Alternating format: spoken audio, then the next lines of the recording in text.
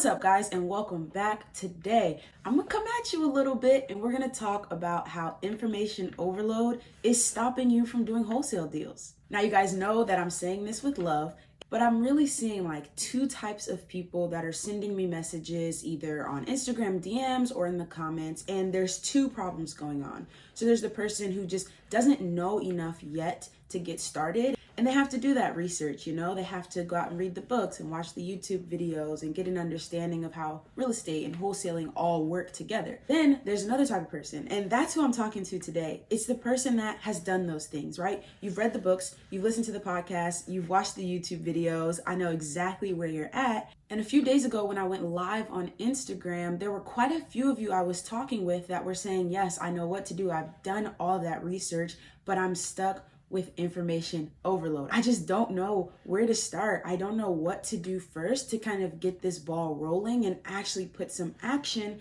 behind all of the learning that I've done. And what I want to tell you guys today is this is a good problem to have. You're right there at the edge. You just need to kind of push that ball down the hill and get it rolling because you've already done all the work of kind of getting the information and learning and educating yourself. And so now it's time to move forward. And that's what I want to help you guys with today. If this is your first time to the channel, my name is Lili, and this is where I document my real estate investing journey and bring you guys along with me. And recently I was putting together a document to help those who are coming to the beginners bootcamp that I'm hosting on Zoom, to help them get over this, information overload and really understand where to start. And while I was making it, I was just thinking I think this would really be helpful to everyone. And so I decided to make it free for whoever wants to download it. And so you'll find a link to the free download in the description below. And I want to go over what this document looks like and how I recommend that you use it.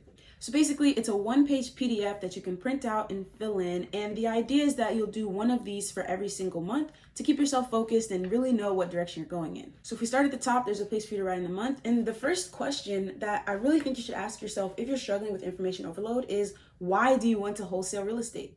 I think this is important because it's difficult to kind of take steps forward when you don't know where you're going or why you're even going in that direction. Let's imagine that you want to wholesale real estate because you want to pay off your student loans in 2 years or something like that. Well, it's much easier to get started and take some action if you know you have a goal to meet in a 2-year deadline versus if you're just saying, I want to do this, but you haven't actually put a pinpoint reason why and a timeline on when you need to start. So the timeline is today. Whatever month you're watching this in, write it up here and start even if you're already halfway through the month, and then give yourself a true reason. What is your why? And make sure you write it out on this first line. Another reason to have your why written very clearly is because it's not easy, right? I mean, you guys have seen this video I did where I was feeling pretty dejected just about, a deal that wasn't going the way I wanted to. And sure, it's one deal and, I'm making so many offers and I've got so many deals coming in and I'm really finding success with my methods. And so I am happy with all that overall, but just like everyone else, I'm human and have a bad day.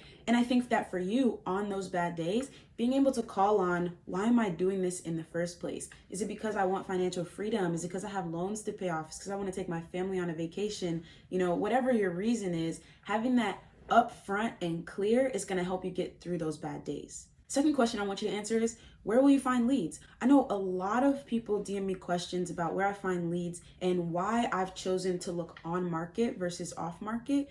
And really, it doesn't matter. You can find deals either way. I think there are some pros and cons to each, which I've talked about in past videos. But for you, you just need to decide where you're going to find leads. Get focused, choose 1 or 2 ways to find leads and go for that for at least a month and see how you like it. You can look for on-market distressed properties. You can drive for dollars. You can pull tax lien properties. You can look at pre-foreclosures. There are a lot of ways to find leads, but that's what I want you to write in here. And then third is, how will you contact those leads, right? So if you can imagine that if you're looking on market, you're going to call the real estate agent because that's how you get to those sellers. If you're looking off market and you decide to drive for dollars, well, then you're going to have a list of properties. Those are your leads, and you got to decide how you're going to contact them. Are you going to skip trace the phone numbers and pick up the phone and cold call? Are you going to mail out a postcard batch? Are you going to do a text message blast? There's a lot of ways to contact leads, but go ahead and make a decision about how you're going to contact the leads that you find.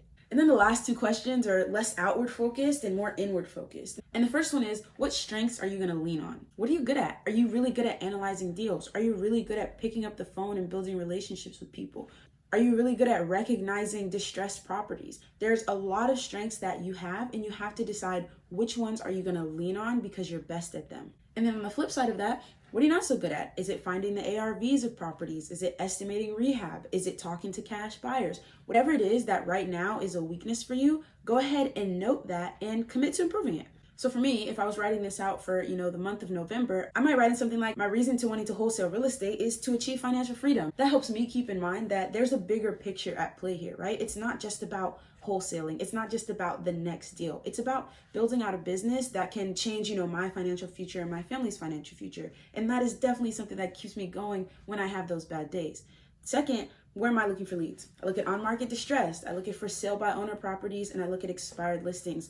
All three of these types of leads have something in common, and it's that the person who's selling is motivated. They're warm. They're already trying to sell their property, or they did in the past in the case of expired listings. And so I feel like I have a little bit better of a chance of, not needing to convince them than if I was targeting another type of lead.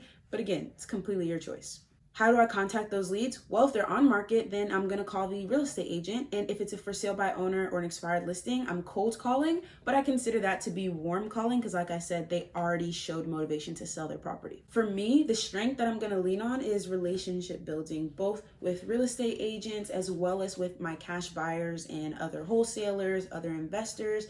And then, weakness for me to improve on is just always continuing to practice how to find the ARV and get really locked in on exactly how that process works and make sure that I'm doing it in a repeatable fashion so I'm not messing up on one deal and doing it correctly on another. All right, so once you fill in those 5 questions, let's talk about what really is part of like the meat and potatoes of this business plan, and that is staying focused on what you're doing and tracking your progress. So if you can see here across the top, got 4 weeks in the month, and what you're gonna do is you're gonna track exactly how many leads come in, how many offers you make, how many of those offers are accepted, and then how many of those offers you're able to assign and for what amount. I also wanna put in what my goal is for each week. And this is going to be dependent on how many offers you want to make a month, how many deals do you want to do a month, and really how much time do you have every single week and every single month to dedicate to this. It might be nights and weekends, or it might be more than that. And that's going to be individual to you, but that's what will determine how you set your goals. So for me, this is what it might look like. And these are fake numbers. It may not work out like this for you. It may not work out like this for me. I'm saying I have a goal of getting 70 leads in per month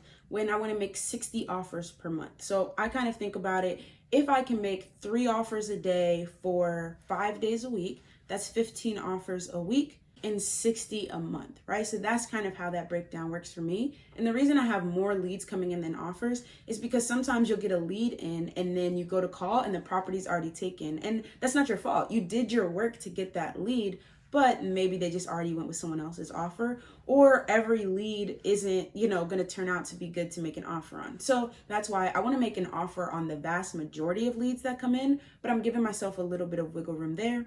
And then I'm hoping that out of those 60 offers, I can get 2 accepted per month. And the reason I have some wiggle room here is because you may get an offer under contract like I did with my very first contract that you then can't assign to a cash buyer because you ran your numbers wrong or no one's interested in that area, blah, blah, blah. That can definitely happen, especially to beginners. And I feel like that's not really talked about enough, where people are like, yes, get a contract. And then what happens if you can't assign that contract? So that's why I leave a little bit of wiggle room there as well. So again, these are fake numbers, but we can imagine that week 1, I get 15 leads in, I make offers on 12 and none get accepted. Week 2, 14 leads come in, 13 offers go out, 1 gets accepted, and I'm able to assign it for 10K, right? And this is gonna help me see, am I on track with my goals and what's happening week to week for that month. Again, you can download this completely for free using the link in my description. I really hope it does help you guys get past that information overload, know exactly where to start. And if you find it useful, definitely leave me a comment and let me know. I think you should watch this video next. YouTube thinks you should watch this one next. I post videos 3 times a week. And until next time, thank you so much for watching.